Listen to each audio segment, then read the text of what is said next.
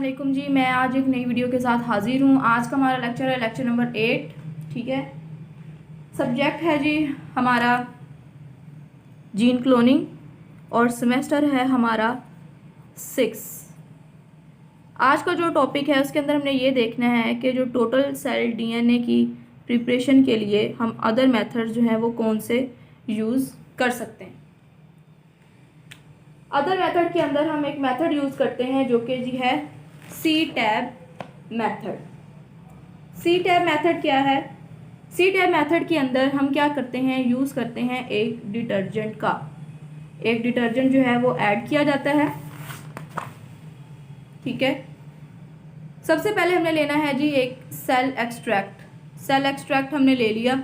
ठीक है, उसके अंदर हमने डाला सी टैब। सी टैब क्या है? एक डिटर्जेंट है, सिटाइल ट्राईमिथाइल अमोनियम ब्रोमाइड। सी टैब को ऐड करने के बाद जो कि न्यूक्लिक एसिड था, ठीक है, उसके साथ जाके उसने कम्प्लेक्स बना दिया और उसकी प्रेसिपिटेशन स्टार्ट हो गई। फिर उसकी वजह से हमने क्या किया कि जो न्यूक्लिक एसिड है वो हमारे पास नीचे जमा होना शुरू हो गए और जो कार्बोहाइड्रेट्स प्रोटीन्स थे वो ऊपर वाली लेयर के अंदर आ गए। ये हमारे पास नीचे जो है nucleic acid C tab complex बन गया। हमने ऊपर वाली जो लेयर है, ऊपर वाले सुपरनेटेंट है, सुपरनेटेंट कह रहे हैं अपर लेयर को, उसको डिस्कार्ड कर दिया। ठीक है, और हमने रीसस्पेंड किया पैलेट को 1 मोल NaCl के अंदर। फिर उसके बाद हमने इथानॉल प्रेसिपिटेशन की, राइबोन्यूक्लियेज का ट्रीटमेंट करवाया और हमारे पास प्योर डीएनए जो है वो आ गया। ये था जी सी टैब मेथड, जिसके अंदर हम एक डिटर्जेंट के यूज़ से जो डीएनए है उसको प्योरीफाई कर सकते हैं। यहाँ पे जो हमने डीएनए यूज़ किया है वो बैक्टीरियल डीएनए नहीं है बल्कि प्लांट डीएनए है, क्योंकि हमने जो डीएनए लेना होता है ज़रूरी नहीं वो बैक्टीरिया का ही डीएनए हो। इसके अलावा हम किसी और ऑर्गेनिज्म का भी डीएनए यूज़ कर सकते हैं, जैसे किसी भी प्लांट का या किसी और एनिमल का, जो भी हमारा डिजायर्ड ऑर्गेनिज्म है। उसके बाद हमारे पास प्रिपरेशन आती है जी प्लाज्मिड डीएनए की, कि उसकी प्रिपरेशन किस तरह से करते हैं। प्लाज्मिड डीएनए के अंदर हमने क्या करना होता है, एक कल्चर लेना होता है सेल्स का, उनको ग्रो करवाना होता है और फिर उनकी हार्वेस्टिंग करवानी होती है। हार्वेस्टिंग कहते हैं सेंट्रीफ्यूगेशन को, या फिर उनको जब शेक करना होता है तो उस प्रोसेस को कहते हैं हार्वेस्टिंग। इस प्रोसेस से क्या होगा, जो प्रोटीन और आरएनए हैं वो रिमूव हो जाते हैं और जो डीएनए है उसकी कंसंट्रेशन हो जाती है हमारे पास। अब हमारे पास एक डिस्टिंक्शन है नॉर्मल जो साइड डीएनए है उसकी प्रिपरेशन के अंदर और जो प्लाज्मिड डीएनए है उसकी प्रिपरेशन के अंदर। वो क्या है कि हमें प्लाज्मिड डीएनए को क्या करना होता है, सेपरेट करना पड़ता है बैक्टीरियल क्रोमोसोम से। ठीक है, जैसे कि ये हमारे पास बैक्टीरियल क्रोमोसोम और ये प्लाज्मिड, इन दोनों को हमें सेपरेट करना पड़ता है इस प्रोसेस के अंदर। लेकिन जब हम नॉर्मल बैक्टीरिया का डीएनए लेते हैं तो उसके अंदर हमें ये प्रोसेस नहीं करना पड़ता। अब हमने जो हमारे पास जो फिजिकल डिफरेंसेस आते हैं उनके अंदर आते हैं साइज। सबसे पहले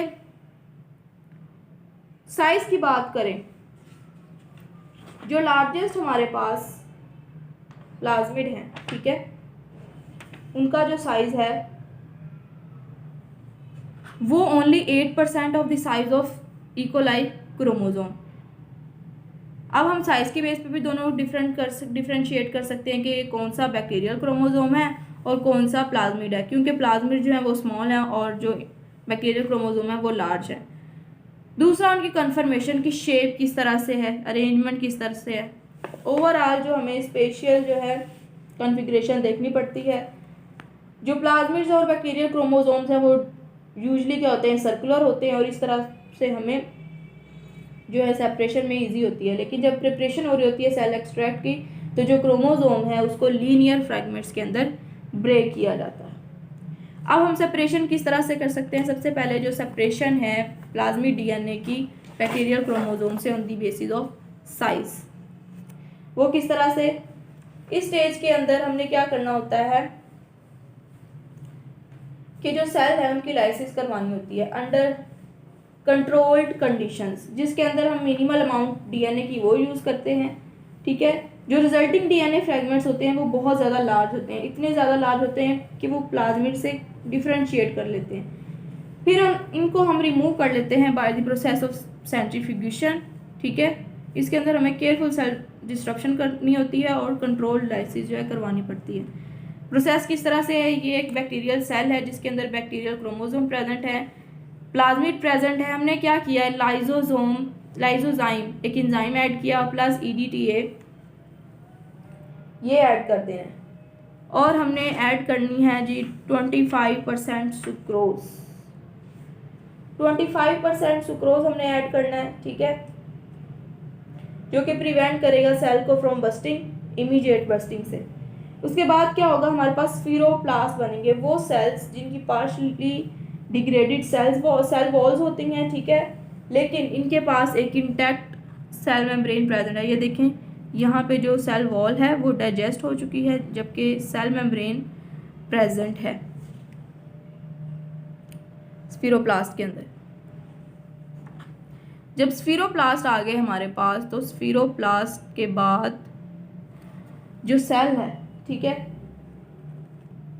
सेल की लाइसिस हो गई। सेल की लाइसिस किस तरह से हुई कि हमने यहाँ पे डाला एक नॉन आयनिक डिटर्जेंट जैसे कि ट्राइटोन X100, उसकी वजह से क्या हुआ, सेल की ब्रेकेज हो गई बैक्टीरियल डीएनए की, और हमारे पास जो है सेल एक्सट्रैक्ट आ गए। सेल एक्सट्रैक्ट आने के बाद हमने क्या किया, सेंट्रीफ्यूगेशन करवा दी।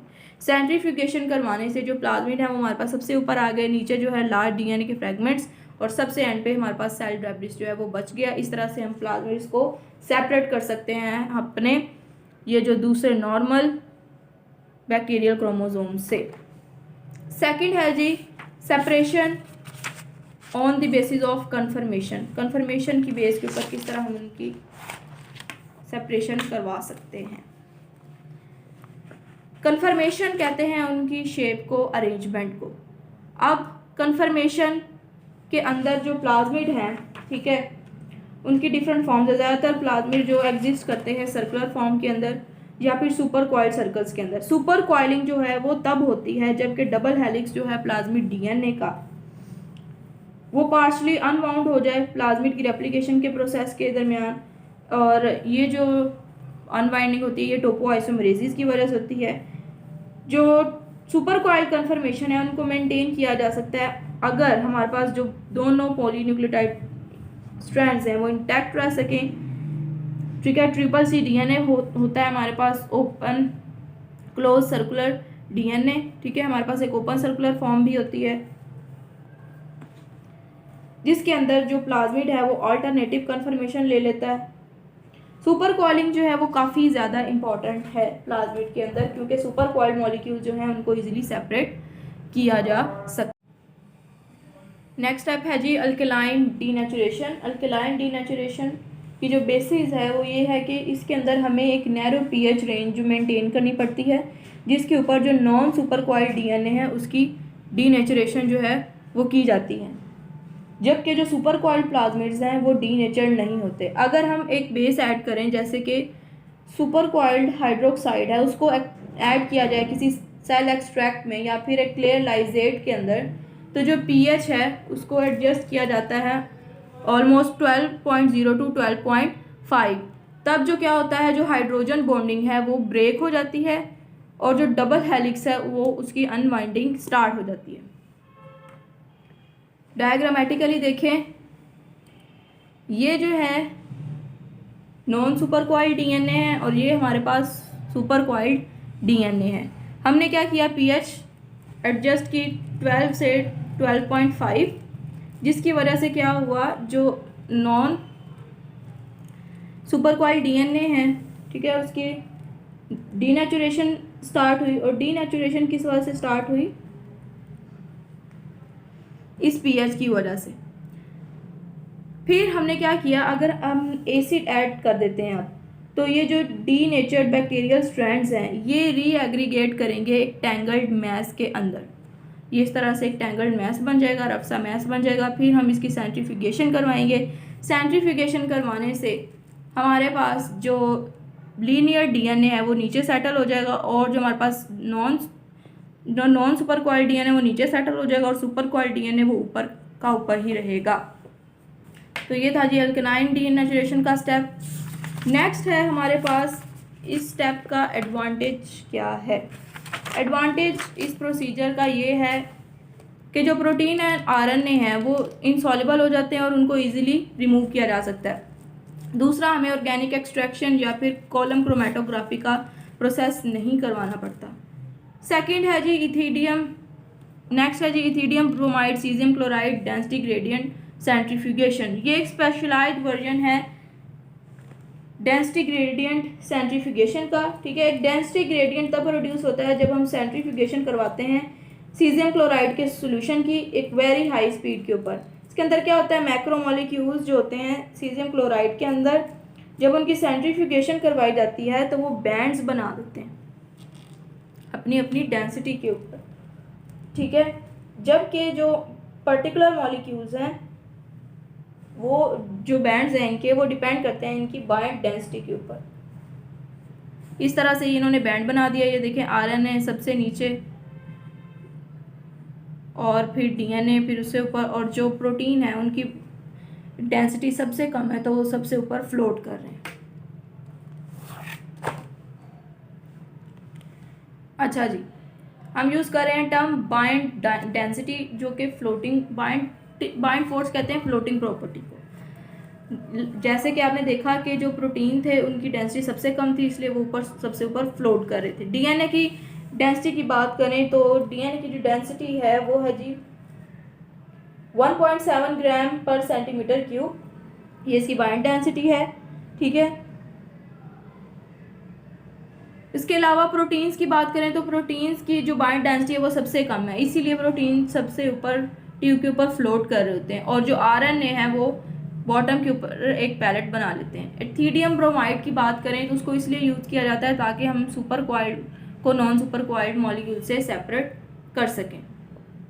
जो ये क्या करता है, ये बाइंड कर जाता है डीएनए से और फिर इसकी क्या करता है अनवाइंडिंग करवा देता है और डिक्रीज आता है बाइंड डेंसिटी में, वो इतना आता है 0.125 ग्राम पर सीएम क्यूब, जबकि जो सुपर क्वाइल्ड डीएनए की डेंसिटी है वो 0.085 ग्राम पर सीएम क्यूब की जो है डेंसिटी, इतना जो है उसके अंदर कमी आती है। ये एक वेरी एफिशिएंट वे है, वेरी एफिशिएंट मेथड है जिसकी वजह से हम जो प्योर प्लाज्मिड डीएनए उसको ऑब्टेन कर सकते हैं। नेक्स्ट है जी हमारे पास प्लाज्मिड एम्प्लीफिकेशन। प्लाज्मिड एम्प्लीफिकेशन से देखते हैं कि जो डीएनए का डबल हेलिक्स था उसकी अनबाइंडिंग किस तरह से हुई। ये देखिए डीएनए का डबल हेलिक्स है, इसके अंदर ये जो बैंड नज़र आ रहे हैं बॉन्ड्स हैं, ये शुगर फॉस्फेट बैक बॉन्ड्स, ये हमारे पास एक बेस पेयर है। अब इथीडियम ब्रोमाइड इन बॉन्ड्स के दरमियान जाके इंटरकेलेट हो गया, इथीडियम ब्रोमाइड इनकी जगह ले ली और इस वजह से जो नॉर्मल डीएनए डबल हेलिक्स है उसकी अनवाइंडिंग जो है वो स्टार्ट हो जाएगी।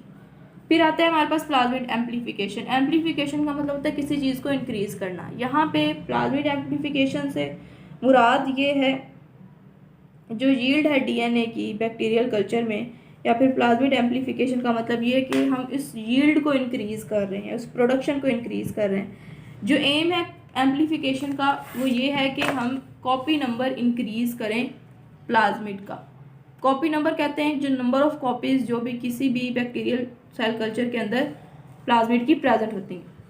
अब मल्टी कॉपी प्लाज्मिड्स के पास ये एबिलिटी होती है कि वो रेप्लिकेट कर सकें in the absence of protein synthesis. Multi copy plasmids उनको कहते हैं जिनका कॉपी नंबर 20 से ज़्यादा होता है। फॉर एग्जांपल ये देखें हमारे पास मल्टी कॉपी प्लाज्मिड्स हैं, ये बैक्टीरियल क्रोमोसोम है, बैक्टीरियल डीएनए है। अब हमने क्या किया, इनको इंक्यूबेट करवाया इन द प्रेजेंस ऑफ क्लोरमफेनिकल। अब हमने चेक करना है कि ये रेप्लिकेट कर सकते हैं या फिर नहीं। हमने एंटीबायोटिक का ट्रीटमेंट करवाया, एंटीबायोटिक का ट्रीटमेंट करवाने के बावजूद भी क्या हुआ, प्लाज्मिड के ऊपर की रेप्लिकेशन के ऊपर कोई असर नहीं हुआ। ठीक है, और प्लाज्मिड जो है उन्होंने रेप्लिकेट किया और उनका जो कॉपी नंबर है वो काफ़ी ज़्यादा इंक्रीज़ कर दिया। इसका मतलब मल्टी कॉपी प्लाज्मिड्स के ऊपर एंटीबायोटिक्स का कोई भी जो है असर नहीं हुआ। ठीक है, और जो प्लाज्मिड की रेप्लिकेशन है वो भी स्टार्ट रही। इसकी वजह से क्या हुआ, जो कॉपी नंबर है वो सेवरल थाउजेंड टाइम्स जो है वो इंक्रीज हो गया। एम्प्लीफिकेशन इसी वजह से कैफिशिएंट मेथड जो है कंसीडर किया जाता है, जिसकी वजह से हम जो अपनी यील्ड है उसको इंक्रीज कर सकते हैं। ये था जी हमारा आज का लेक्चर। होप सो आपको वीडियो अच्छी लगी हो। काइंडली वीडियो को लाइक करें, चैनल को सब्सक्राइब करें और वीडियो को ज़्यादा से ज़्यादा शेयर करें। Thank you for watching this video. अल्लाह हाफिज़।